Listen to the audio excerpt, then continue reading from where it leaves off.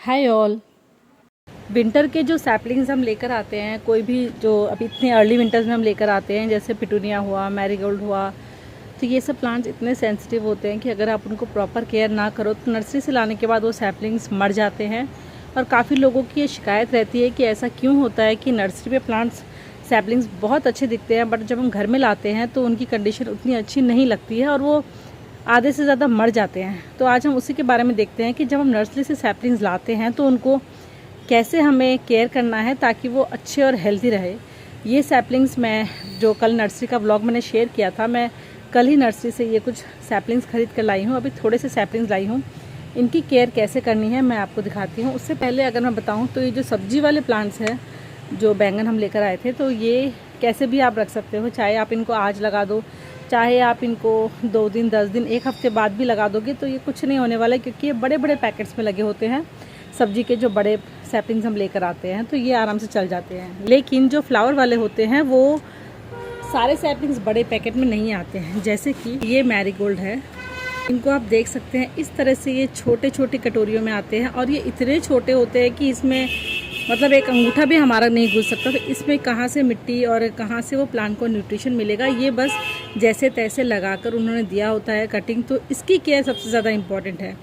या तो आप इनको आते ही लगा दें, या फिर आप इनको इस तरह से, जो मैंने ट्रे आप देख रहे हैं पिंक वाली, इसमें हम थोड़ा सा पानी डालेंगे।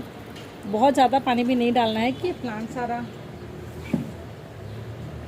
इतना पानी भी नहीं डालना है कि प्लांट जो है वो पूरा पानी में डूब जाए। मेरे सैपलिंग्स वैसे काफ़ी हेल्दी है, हो सकता है आपके सैपलिंग्स इतने हेल्दी ना हो। और मेरे आज पॉट्स तैयार नहीं हैं तो मैं इनको ऐसे ही इन पानी की ट्रे के ऊपर रखूँगी। पानी इस पॉट से हाफ से भी कम आना चाहिए, पूरा ऊपर तक मिट्टी तक नहीं आना चाहिए, सिर्फ इसकी रूट्स। उसके अलावा कुछ हमने ये रक्त गेंदा, जो छोटे वाले जाफरी गेंदा होते हैं, उसकी ना हमने पौध लेकर आए हैं। इसमें मिट्टी विट्टी कुछ नहीं है, ये ऐसे मुट्ठा दिया था। तो इसको मुझे इंस्टेंट किसी पॉट में लगाना है, जो तैयार पॉट होगा मैं उसमें लगाऊंगी। ये आप देखेंगे तो ये गुलदाउदी की कटिंग है, इसको बिल्कुल इसी तरह से लगाना है जैसे कि हमने गेंदे की कटिंग्स को लगाया है। इस बार मैंने फ्लावरिंग में बहुत ज़्यादा फोकस नहीं किया है, इसीलिए मैंने गुलदाउदी की कटिंग्स वगैरह भी नहीं लगाई है, क्योंकि इस बार सब्जियों का काम इतना हो गया था मेरा, तो मैं नहीं फोकस कर पाई। मिर्ची वैसे मैं सीड से ही लगाती हूँ, काफ़ी पॉट्स ऑलरेडी हैं मेरे पास प्लांट्स, बट ये स्टिल मेरे पास मुझे अच्छी लगी थी कटिंग्स, तो मैं लेकर आई हूँ। इनको भी मैं इसमें रख देती हूँ, क्योंकि ये मुड़ी मुड़ी हो गई है पैकिंग की वजह से। तो इनको लगा देंगे और कुछ दिनों में, और जैसे जैसे पॉट तैयार होगा मैं वैसे वैसे इनको शिफ्ट करूँगी।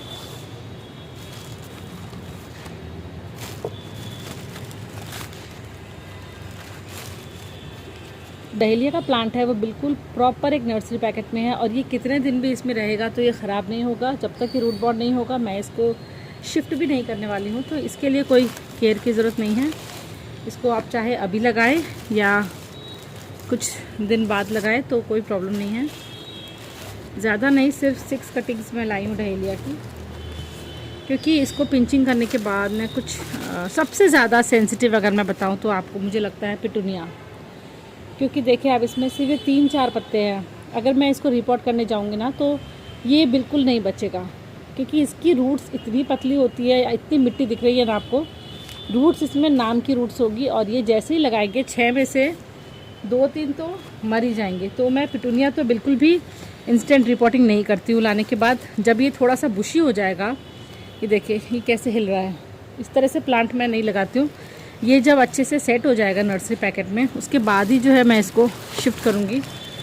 6 मैंने पिटूनिया के प्लांट लिए, मुझे और भी लेना है, बट एक ही टाइम पे अगर ज़्यादा प्लांट लो तो सारे प्लांट एक ही वैरायटी के आ जाते हैं, ये भी बहुत ज़रूरी है। तो ये देखिए ये पिटूनिया ऑलरेडी बाहर आ चुका है, देखिए ये बिल्कुल बाहर आ चुका है, इसको मुझे फिर से इसमें लगाना होगा। बट हमारे यहाँ जो नर्सरी की मिट्टी आती है ना, कहनी पड़ेगी बहुत अच्छी मिट्टी आती है। ये पोली मिट्टी है, एलुवियल सॉयल, बहुत ज़्यादा फर्टाइल सॉयल होती है। तो ये मिट्टी हमारे यहाँ बहुत अच्छी देते हैं नर्सरी वाले, बहुत अच्छी मिट्टी हमारे यहाँ देते हैं। फिर से लगा देते हैं।